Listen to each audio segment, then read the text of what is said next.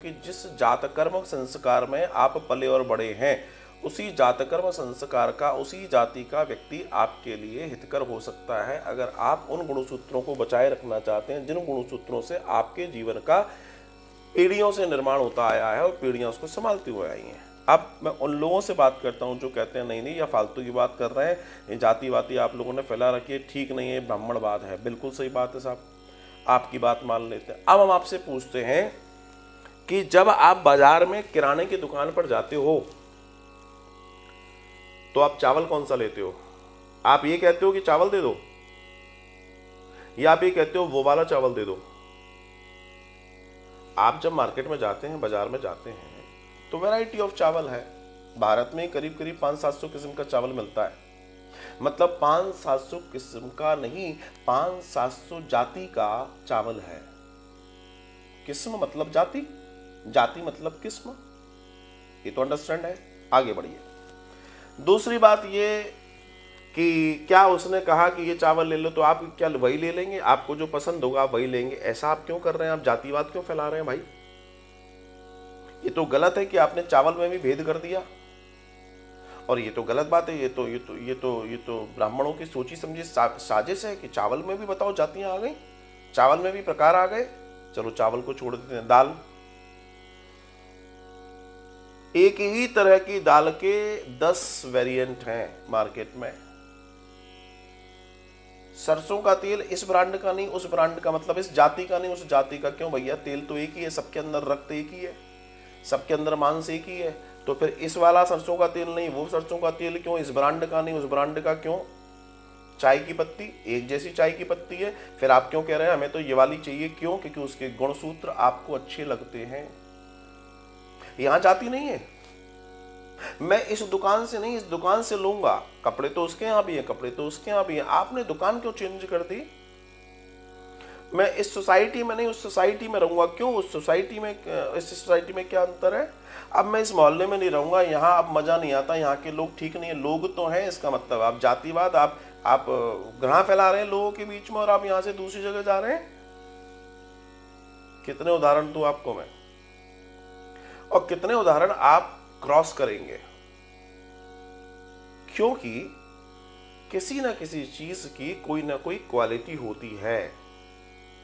ठीक इसी तरीके से इस दर्शन की चर्चा है।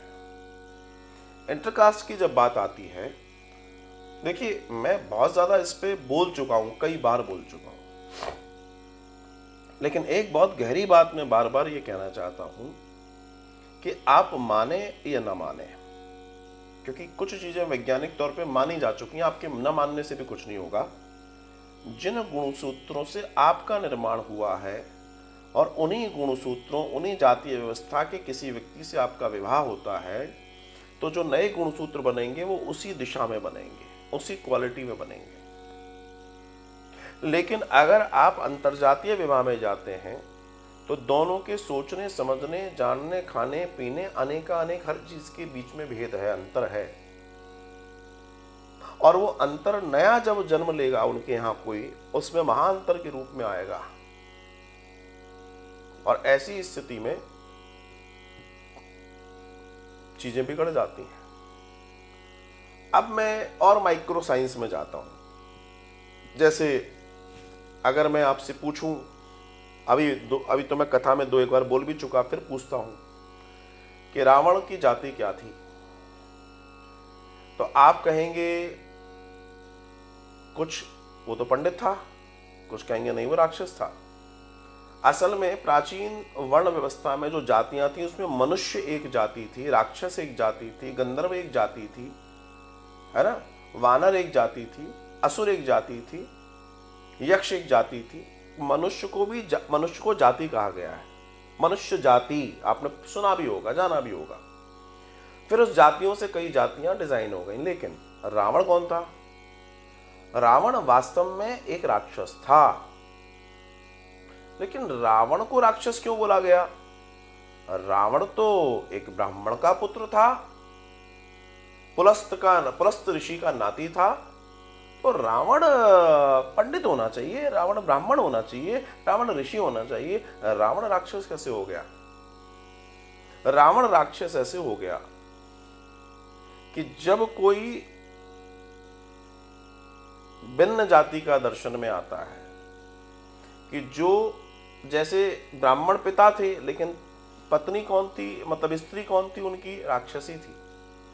तो अगर उसी कुल की स्त्री नहीं है, अगर उस कुल की स्त्री किसी नीचे वर्ण में स्त्री में जा रहे हैं या ऊंचे वर्ण में स्त्री में जा रहे हैं, तो जिस वर्ण की स्त्री होगी उसी वर्ण की स्त्री से संतान की मान्यता मानी जाती है।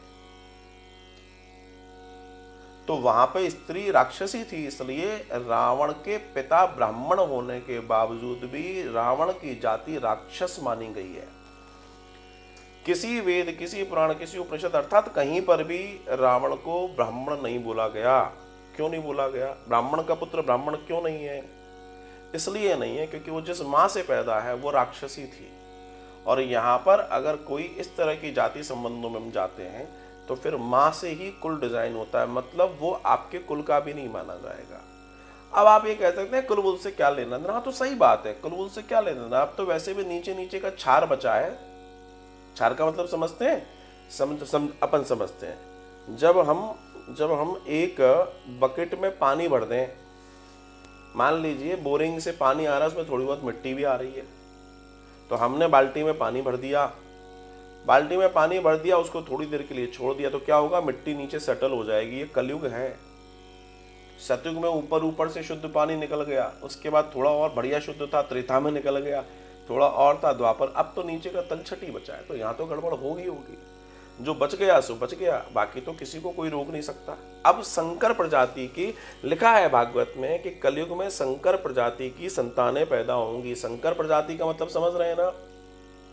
भिन्न भिन्न आयाम, भिन्न भिन्न दर्शन, भिन्न भिन्न गुणसूत्रों से मिलकर जो बनेंगी। जैसे संकर प्रजाति के पेड़ पौधे बनने लगे, संकर प्रजाति के प्लांट्स आपके घर में आने लगे। एक गुलाब लाल है, लाल की डंडी काट के सफेद फंसा दी, धीमे से एक नया गुलाब आया, न वो लाल है न वो सफेद है, वो चितकबरा है। Understand my point? क्योंकि गुणसूत्र दोनों के अलग अलग हैं। This is the thing. That is what I do not believe in this intercaste marriage and all. मैं वैदिक साइंस को मानने वाला व्यक्ति, मैं हमेशा इस चीज पे विचार करूंगा कि हम राष्ट्र को, समाज को कैसे एक बेहतर संतान दें।